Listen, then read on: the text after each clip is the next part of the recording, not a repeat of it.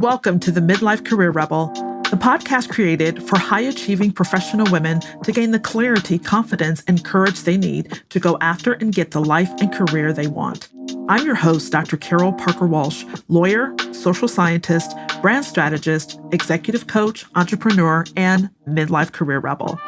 Each week, you'll learn strategies to manage your mind, navigate the challenges of midlife, and take control of your career so you can thrive doing the work you love. So if you're ready to tear up that rule book and create your own, you're in the right place, and I can't wait to show you how. Hey, Rebels, welcome back. I am so glad you're here with our continual series of Career Rebel Conversations. And today I am so excited to have on a friend, a colleague, a fellow sister of the Academy on with me today, fellow entrepreneur. We have Dr. Cathy Mazak, who is an academic writing coach for women. She's a tenured professor turned entrepreneur who is on a mission to help academic women and non-men change the culture of academia from the inside out, one published and tenured professor at a time. Because when more women and non-binary folks, especially folks of color, are included in the conversation and actually sit at the table in those rooms where decisions happen, only then can we start bringing down the racist patriarchy that keeps trying to shut us out of academia. I love that mission. I love that goal. Cathy, thank you for being here. Yay, Carol. I'm so excited. Yay. I would love to hear more about your story. I think it's just amazing, having spent a career in academia, going on that path. I stepped out at associate professor level, went into academic leadership and, became a director and associate dean and the like, and walked away from that. I would love to hear your journey through academia because you've reached tenured status. Oh, yeah. And decided to start a movement, a revolution for other academic women. I would love to hear more about your journey and what prompted the pivot for you. Yeah. So let me start the story at Michigan State, where I met my wonderful partner and husband, Guillermo, who was studying there at the same time. And we ended up doing our PhDs. Well, I met him there. We studied and graduated the same year.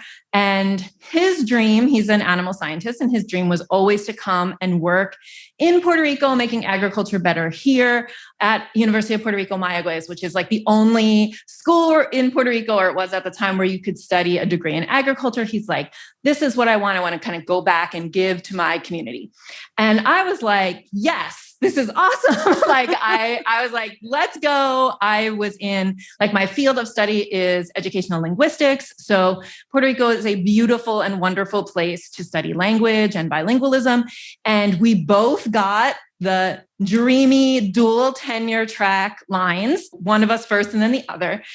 And we were like, living the dream, and I got, let's say, so we're living the dream for the first couple of years. And then, and I'm sure any academics in your audience will be very familiar with the feeling of and then budget cuts. So what seemed like was going to be this is my 30 years and I'm going to have a government pension and I'm going to, it's going to be nice and cushy and exciting also. And I love the students and everything. Started to get the working environment deteriorated over time. And so first they were like, oh, you could go up for tenure, except that we can't pay you the pay raise. So you're just going to have to sit at assistant until we have enough money. You can go on this wait list. So it's like a whole bunch of us. It was my cohort that we all went up. We got these nice letters that were like, you would be promoted if we had the money. Meanwhile, you got to sit on this wait list, where we sat for years. Wow. So we should have been assistant professors. We should have had that pay raise. That didn't happen. Meanwhile, just, over the years, and I'm talking about 13 years, and I made it all the way to full professor in 13 years. I always loved the students and many of my colleagues, but the environment on campus got worse and worse. So I'm afraid I'm going to put the wrong date, but when the Ley Promesa, which was the the law that was enacted to like restructure Puerto Rico's debt started to kind of rule over the island. Basically, the people, it installed a group of people who are like, well, University of Puerto Rico, you have to cut $500 million from your budget. And so it was just like more cuts and more cuts. So basically, my career in Puerto Rico spanned over the financial crisis. And so, and I'm sure other people in other states have, in states in the United States, Puerto Rico is not a state. So in other, and in state-run, institutions have felt this as well. I know Alaska, Illinois, Wisconsin kind of come to mind, but it's really rough for everyone when that's happening. And in Puerto Rico, we have a long tradition of student strikes. So when they tried to put up the tuition for students, there was a long strike. And there was this moment during the strike, I remember it really clearly. And so when students strike, it means like they close the gates and they kind of camp by the gates so nobody can come in and work. It was pre-COVID, very much online classes or anything. And online classes were actually considered strike breaking, which at that point was against the university policy. So we're all just like hanging out, trying to keep our research going. Well, we can't go on campus, but also not giving class. And I was in the bakery and I was overhearing people talking about the university strike because it was front page news and it was always on TV because it was all 13 campuses were striking at the same time.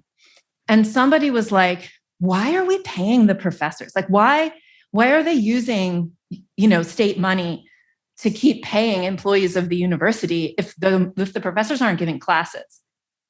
And I had this light bulb in my head that goes, oh crap. Oh my gosh. The two of us have our whole livelihoods in the university. And if they decided like, we can't pay you or we're not going to pay you, there's no cushion because, depending on your field, I guess, in some ways, but, we think that university professors make enough money to like be cushy and have reserves, but we didn't. Yeah. We had very different. The salary structure ranges based on the profession or the subject matter area in which you're teaching in. Sure. Yeah. Right. So we were like living paycheck to paycheck, comfortably, but still living paycheck to paycheck. And I was like, dang, if we even miss one paycheck, like we can't pay our mortgage. Wow. And it just made me think, I need to think of a way to bring in extra money. So I tried some different things, learned about this whole world of like online courses and that there were people out there like creating their own courses with their own structures. And I was like, oh, I can do this. I'm good at this actually. And just brainstormed lots of different business ideas. And they tell you to look at ideas for what people ask you about anyway. And people were always asking me like, how did you get your writing done? How'd you publish this book? And you're on a 4.4. How do you get this article out and do all this research and bring in grants when you're teaching a 4.4? And so I decided that's what my blog was going to be about and kind of started building from there in 2017. I didn't build it as an escape route, but it ended up being one, Wow. It was so like earlier in my career. Well, I guess what I felt like was I was at the top of the pay scale. I had done a lot of the things I wanted to do. I founded a research center. I had brought in grant money. I was teaching the courses I wanted to teach. And it was like, I tried admin and I didn't like it. And I was like, where can I go from here? We're not leaving Puerto Rico. That was never on the table. So I was like, there's nowhere for me to go. And then I started doing this blogging and creating these courses and coaching academics about, particularly academic women about writing. And I couldn't get enough of it. I was like so jazzed about that. Like I didn't want to do my academic work anymore because I was so excited about the business. And thankfully was able to grow it, to the point that it replaced my salary. And then thankfully as well was able to take a leave without pay, without having to quit my job. I could hold my position because hiring was frozen anyway. So I wasn't hurting anybody or hurting my department by holding onto my tenure line. Yeah. In fact, I was kind of helping them to keep that tenure line until, they unfroze the hiring. So I was able, like, for 2 years to do like a leave without pay, develop the business. And, much to my husband's dismay, because he was like, can't you do both things? I was like, nope, I can't. I can't go back to doing that and do this too. And just have been able to, I finally resigned, last summer, and was able to this is what I'm doing. Wow. So that's the story. That is so incredible. I love that you told that story, because it's always a journey. It's never, people are so used to seeing the end result that they think, oh, you just woke up one day and decided to build $1 billion business. Right. And not realizing that, no, it's a journey it's a constant process of decision making that you have to take in order for you to get where you have to go. And I know mindset is a big thing when it comes to, because you went through school, you're an academic, that's where you thought you would be, and that's where the plan was. And then, of course, things shift and change. And I think what often happens is that what holds a lot of people back is the fear of the unknown, right? Yeah. And you were already in the middle of the fear of the unknown in a lot of ways. But when you stepped into this new venture and decided, when your husband's like, no, do both, and you're like, nope, I'm gonna go for this, were there moments where you like, oh, I don't know. And like, was there this fear of like what would happen to let that security blanket go in a way? And what did you do to kind of really do the mindset work to move past that? Yeah. There was absolutely fear, right? Like, and, it's hard to take a leap. Like, even if you think like, I'm pretty sure that I can replace my salary. I can sustain what I'm doing and grow it enough to replace my salary. But at some point, I was like, I can't do both of these things, because the first 2 years when I was like basically developing the business, and the first year was really like a side gig where I was testing stuff and whatever. And then the second year was more like in that building, like how can I really build? And I don't even want to use the word scale, because it's like, I didn't even have a thing to scale. It was like, what is this business going to be? Yeah. And how just building the foundation. Yeah, exactly. Yeah. So that was like the second year. And I was like, it was very scary to think about taking away that salary. But truthfully, like a couple things. One is I realized, and this is mindset work and also just like a realization that I had, that the unstable thing was the tenure track job. So there was like and I think other academics can, if you really sit down and think about it, COVID showed us they can get rid of your department. I'm not trying to like freak people out, but like they can get rid of your department. They could combine your department with another department and get rid of your line. So even in a university that might seem like super stable, or an economy that might seem super stable, the idea that you will stay in that same tenure track line for 30 years, I think, is becoming less and less probable. And it's certainly in my situation, I was like, this could disappear at any moment. Like, they were combining campuses, and they were starting to say like, oh, well, we have an English major in Rio Piedras, and we have an English major in Mayagüez, and we have an English ed major in Aguadilla. So why would we have 3 majors in different parts of the island? All the English majors should be in one place. Well, if they didn't choose Mayagüez, that was going to mean I was going to drive to San Juan for 3 hours every day. Like, it was like, not something I was willing to do. Yeah. And so I kind of realized, the tenure track job was the unstable thing. I have much more control over the business. And so it was just a process. Like you were saying, it's a process of development over time. It's like a process of gaining confidence and continuing to gain confidence as a businesswoman, right? And know that like, even today, if like everything disappeared in this current business, I know I could make the whatever 50, what I was bringing home like I was making 85K, but I was bringing home like 55K, after taxes and all the stuff. Yeah. And I was like, I know that I can make 55K, at the end of the day, like, I know that I can do this no matter what. But that was a mindset change that happened over the course of years. Yeah. Yeah.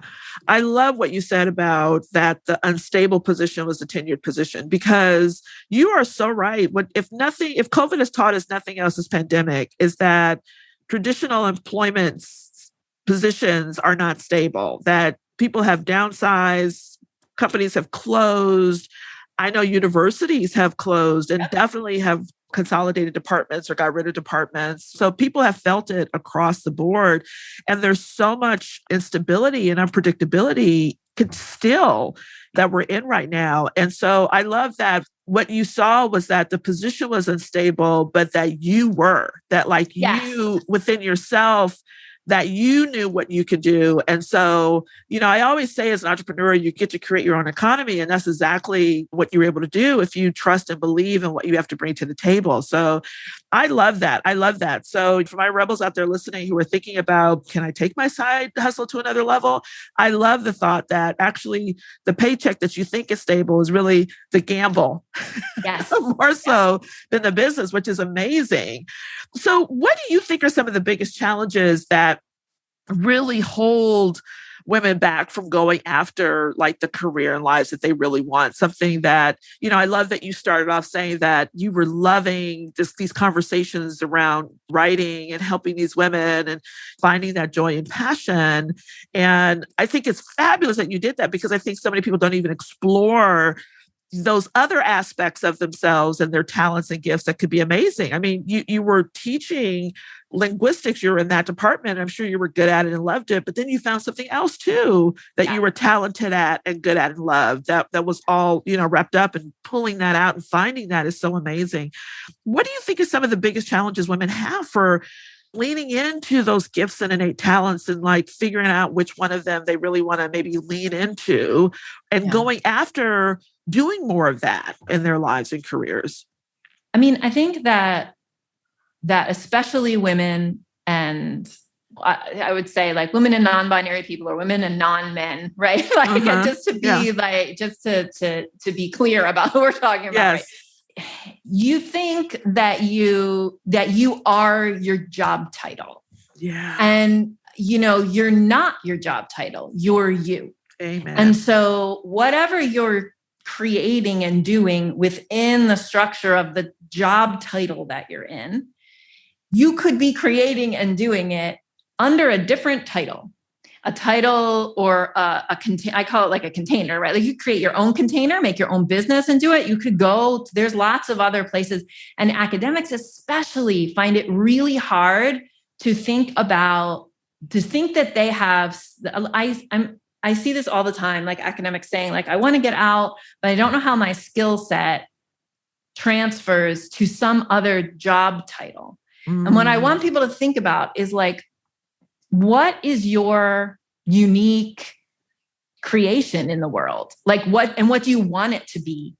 And there's like a million different ways you could create that, find a job title that fits, or make your own container through which to do it. And it takes a lot of confidence. It does take a lot of confidence and self-trust to say like, yeah, I have something unique to offer in the world. But I imagine that the people listening to this podcast are just those people who are like, I know I got something going on here, and I just got to figure out how to make my career line up with my level of awesomeness. Even if you're thinking about your level of awesomeness, like privately to yourself, because you don't want to say it too long, right. But like which women mostly do. Right. So, and I think women, especially right. Like we fought so hard to even get access to these spaces, right? If you think about like how long it's been that women have even been in academia, getting PhDs and then becoming professors, it's not that long. So to then say again to women, like, and also this isn't the only way that you can be an academic. There's a ton of other ways, or the only way that you can do your work in the world. There's a ton of different ways. It's also hard to hear. It's like, I just got in here, like I'm just being successful at this thing. But really, like, I think people need to think like, I am worth putting in the time and the thought and the self-reflection to figure out what the heck I'm going to do with my precious life. And I wasn't going to keep being in a place that was like literally holding me back at every stage. And I think part of the reason I love the business is because it like unleashed a creativity in me that the container of the university wasn't letting me live out. And I do think like, and in my coaching, so let me say though, that like, I don't coach people out of academia. Like I actually coach people in academia. So it's not that I don't think and I actually really believe, and I want people to understand that like, you can change, your job. You could craft, they call it job crafting, right? Like you can craft your job. You can change your position and your job. I decided not to. I decided actually like I had done as much as I could in that container and I was going to create a new container. But I think that like people really need to understand that their great gift doesn't need to, or their great contribution could come out and be realized in the world in so many different ways, not just by a certain job title. Yeah. So much gold. I love that. That is so true. I mean, similarly, I coach women who are in the corporate space or in their current workspace, and you don't have to leave. But if you tap into what's, like you said, your values and your worth and all of the innate gifts and talents that you have, and to pick the one or to pick the things that you really want to realize and put forth, you can create your own space. Or if you decide to like latch out and do something different, that's a possibility too. So I love that. I love that. You mentioned that your husband was like, can't you do both? Right. So I know that there could be people who maybe don't want you to do something different. Like, how do you handle reactions from family or friends or other people saying, what are you doing? Oh my God, you have such a good thing. Why would you move and do something different or quote unquote, throw it all away? You know, all the well-meaning people who are just throwing fear, doubt, and everything at you. Yes. How do you handle the reactions of people close to you who are not 100% on board with the decisions that you're making for yourself and your career? Yeah. I mean, for like my dear husband, I just keep bringing home the money. Like I just keep paying for things.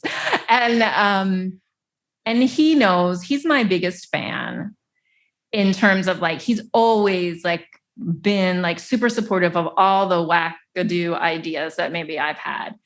But he's a liberal person politically and conservative when it comes to like jobs and stability, and so I just kept quietly, like I wasn't like up in his face. I was just like kept doing my thing and kept doing my thing.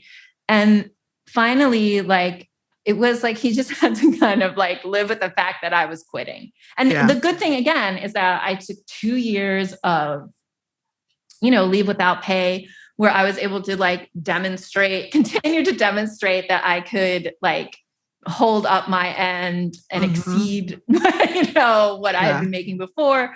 And that this was going to be our path to realize like our family's dreams.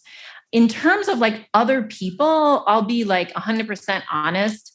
Sometimes I don't like, it's like other like parents of kids at school. Sometimes I'll say, if somebody asks what I do, I'll say, if they ask what I do, I'll say I'm a business owner. But a lot of people assume I'm still a professor because that's how they met me. Yeah. And they don't know that I've been secretly, like creating this thing. And so like, I just try to put it in, like, I just try to be honest and smile and be friendly and just be like, like this, like if I have to shut down a conversation and say like, well, I've tripled my salary, like then that'll shut it down. Like if people start though, it's like, well, since I've tripled my salary for the past like 2 years, like I feel pretty confident that we're going to be fine, because that's what people understand. That's what people think. And I think this is true in a lot of ways, that people who start their own businesses are struggling, like they're struggling. And thankfully, right, I've been able to do it without that struggling. And it's taken time, and it continues to take time, and it continues to be a lot of learning. But I feel confident that in terms of like, if the business ever like stopped being able to pay me, which I know people run businesses, then they don't pay themselves. Yeah. And I'm like, why? don't know. Like, no, Totally. don't do that. Totally. So sometimes I do just like shut down those questions with that, but it's hard too when you say like, oh, what do you do? I have an online business, and people are like, what's that? Like, what are you doing? Yeah. And like, I do professional development for professors. They're like, okay, but the truth is that people don't understand university professors either. They have an idea. Right. They have like they think you're like, a teacher of older people. That's right. So they don't understand. I had that struggle too, that I was like, no, I'm not just a teacher. I'm a researcher. And Yeah. So, Well, I always say that people have a hard time seeing beyond their own limitations. So if they can't envision it for themselves, they can't envision it for other people.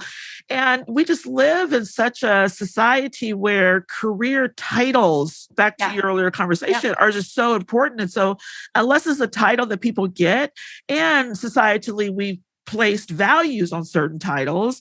So if it's a title that I don't commonly see or get or that type of thing, then everything else is confusing and it's not good. Right. Yeah. So we live in such a binary society that it's either this or that people aren't open up to the possibilities of what you can do. And I think that's what keeps people stuck in careers or jobs or titles, because of the naysayers or what will people think, or they won't understand and I don't want to have to explain, but missing out on living their best lives and having opportunities. So there's a comic that I like named Cat Williams who said, if you don't have haters, you're doing something wrong. So I say, if you have people who are like, what are you doing? That's crazy. You're like, you are on the right track. Exactly. It's one way to look at it. So what advice would you have for women who are like on the fence about this, who are like, oh, which way do I go? What do I do? I mean, I know it's an individual choice and you have to come to your own kind of place, but what words of wisdom would you give for a woman who's like on the fence, who maybe has done that due diligence and is ready, but still not sure which way they should go? Yeah. I mean, I would say that like you are the person you can trust the most in the world. Ooh, yeah. So if you can tap into that and really, really think, like, who's going to have my back more than me? This is like it, so good that point. You can trust yourself. You can trust yourself to like follow that thread of what you're trying to create. And you can trust yourself that you will make a good decision, even though society tells you that you are not trustworthy as women. We have to fight back against that constantly and inside our heads as coming outside. So I think it really is a matter of like, trust yourself. You're going to be able to do it because look at all that you've done before. Yeah, I think that is so powerful. And I think it's something that we're not taught as women, to trust ourselves and to trust our own voice and to trust our own intuition. We talk about this, and I think we even met working with a coach together on our businesses. Where would you say having a coach really helped in terms of you learning to trust yourself, to trust your word, to believe in yourself? Because well, I do think at some levels, to achieve success, to be high performing and high achieving, there has to be some belief in self. To go out of the box or to break free from the status quo or to try something unknown, it requires to me a little deeper level of trust outside of the norm. How would you say coaching helped you in that process? Well, I mean, definitely coaching helped me with my mindset around what I could believe was possible. So that's like one thing. But the other thing is that, I'm a really good student. So a lot of the kind of coaching I did, and I'm still doing, for the business, was like learning how to run a business, learn how to build a brand, learn how to launch your podcast, learn how to do all of these things. And I know that I'm a good student. And I also have that desire to learn that I think a lot of entrepreneurs have, but that definitely a lot of professors and academics have, is like, I want to keep learning. And I was always willing to like listen to experts about what I could do next. And, I've made some choices in terms of coaches that when I look back, I kind of go like, oh, that probably wasn't, I thought that was the right move, but it wasn't. But I still learned a ton. Yeah. And I enjoy having a coach because I find the pressure of being the CEO who's holding, well, now I have, employees and everything. So Yeah. like I have a team of 5 and I'm holding, I gotta make revenue so that I can pay everybody and we can serve our clients the best that we can. And, it's nice to have somebody to help you through that. And even if it's just a sounding board kind of person, but, Oh, yeah. Coaches help good coaches ask you the right questions so you can see that you already know what to do. And I appreciate that coaching kind of relationship where I have somebody who can really direct me to they can offer their expertise, but then they also are pulling expertise out of me and helping me see that I do kind of know what to do. Yeah. But I like that. I really like having a coach. Yeah, I do love that. Yeah, that's what I've enjoyed about it too. But I also find that women struggle with seeking coaching. I think at some level, there's a stigma about asking for help or thinking that you should know, and to ask to get a coach or to work with a coach means some type of signal that maybe you don't know or you're not on top of your game. I think people just have a really misconception around the benefit that can come from coaching. I always tell people to think about Serena Williams, she has a coach. Come on. So if she can be coached, then why not me? But where do you think that comes from? And how do you, if you've come across that, how do you help women kind of see this isn't a mark against you? This is in the plus column to actually get somebody on your side. Yeah. Well, I would say that for my audience, it comes from this culture of academia, but I don't think that the culture of academia is that different than just patriarchy, right? In general. So It happens in businesses. It happens in a lot of places, which is we have this cultural belief in the self-made man, right? And the bootstraps and the whole shebang. Yeah. So if you are walking around in academia, what it looks like, right, is that professor, that burning the midnight oil kind of with stacks of books and a tweed jacket. And that person doesn't care about his body, right? He's eating microwave Hot Pockets or whatever, it's just because the work is so important and I'm making discoveries or whatever. Well, corporate isn't actually like that. And neither is academia, right? Everything happens in teams. Everything happens with support. But there's this cultural belief that it doesn't. And it's reinforced by who gets the accolades and awards and promotions.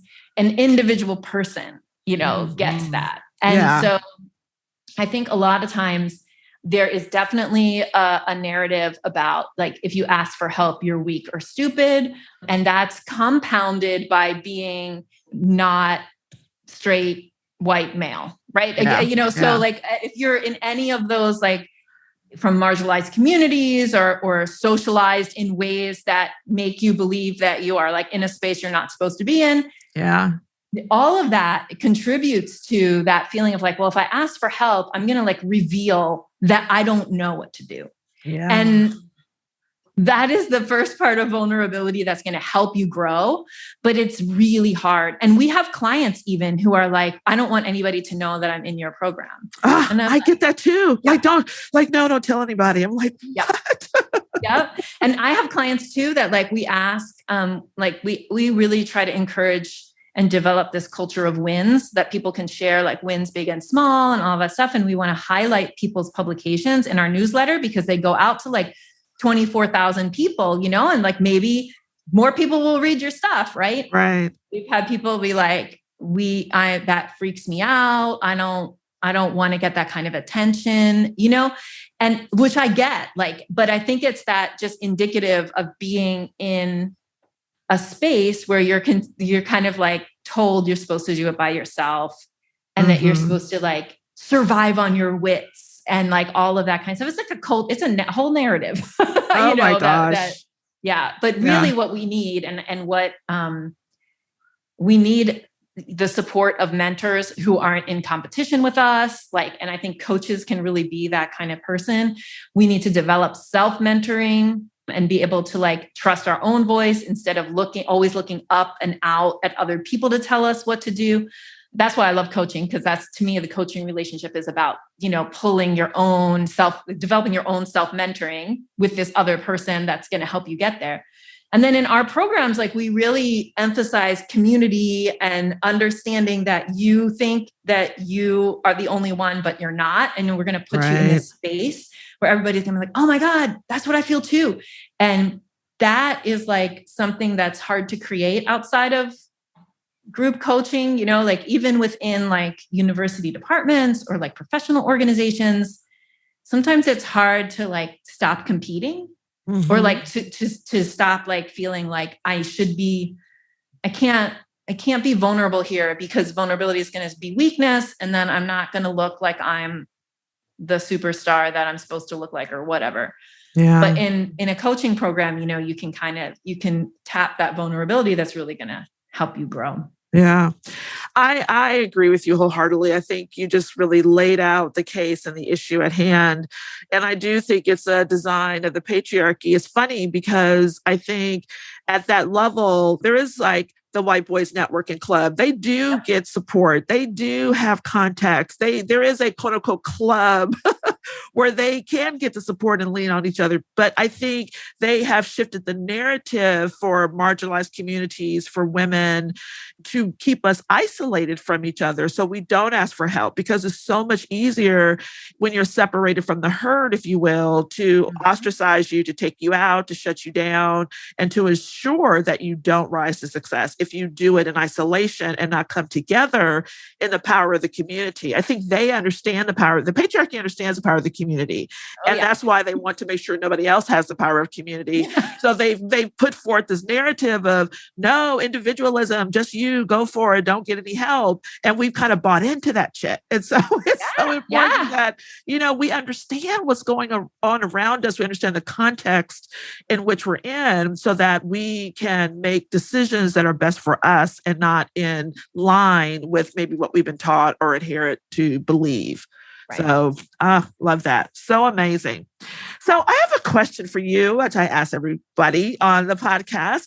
What does it mean to be a career rebel? Like, when you hear that phrase, what does that mean for you? I actually love that phrase. So I'm very excited about this. So I think, like, for me, and like, as we kind of said at the top and we've said throughout, right? Like, I'm really interested in saying what's at work here, like, is not just inside your head, it's also social.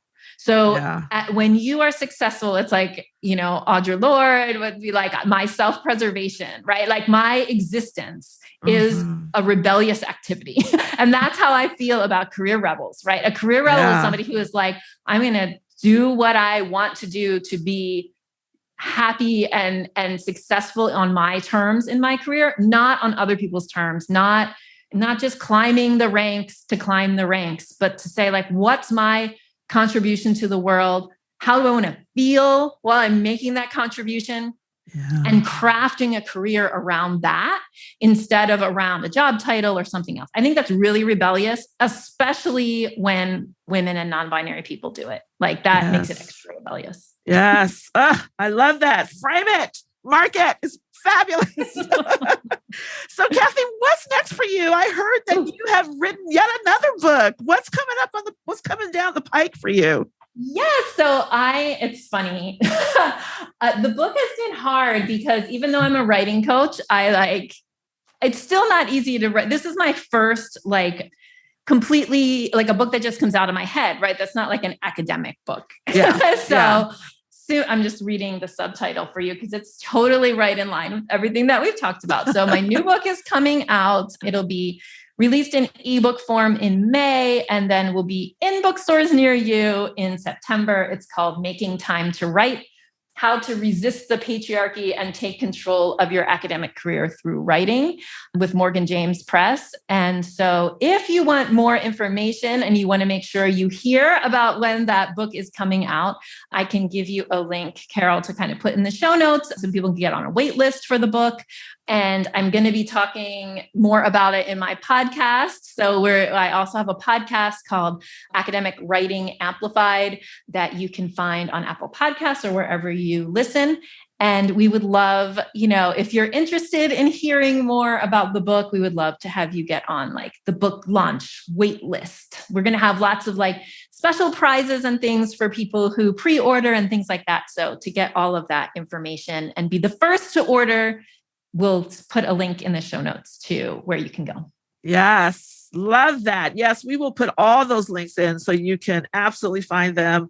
Cathy, thank you so much for taking time out of your day to be on this podcast and share your amazing insights and wisdom with the audience. I mean, I know they're loving it. If I loved it, I'm sure they're loving it too. So thank you so much. Thank you so much for inviting me. It was so much fun. Yes, absolutely. Well, that's it for today, Rebels. I am so happy that you decided to join us. Please share this episode and the podcast itself with others who you know could benefit from the nuggets and insights that were shared by Cathy today. And don't forget to subscribe, leave a comment, and review. And as I said, we'll drop all the information in the show notes so you can get on the wait list for the book, that you can listen to Cathy's podcast and follow the amazing work that she's doing. So until next time, have an amazingly rebellious week. See you soon.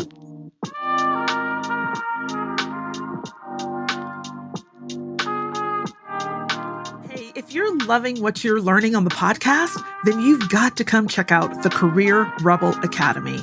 It's where you'll get the individual help and support you need, applying the concepts and strategies you're learning here, and so much more. You'll be joined by a community of other rebels just like you, and I'll be there as your guide every step of the way. If you're genuinely looking to change the course of your life and career, I promise you, this is the place you'll want to be. Just go to www.carolparkerwalsh.com/career-rebel-academy. I can't wait to see you there.